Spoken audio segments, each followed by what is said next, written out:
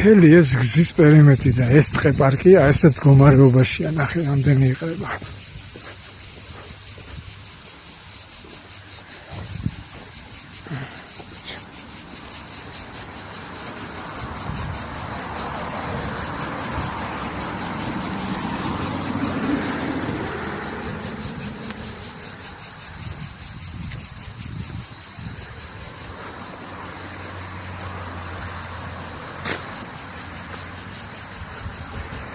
როგორ შანს დიდი ფესტივალი იყო. ხო და ფესტივალი ვინც მოაწყობს, კითხვა ჩდება. მათი პასუხისგებლობა სად არის? მათი მომხმარებელი ადრეში აგდებს შეხედეთ.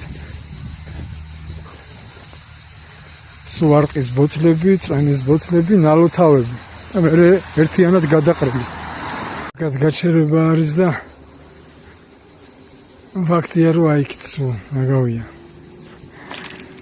სადაც ზიანი ქვეყარია.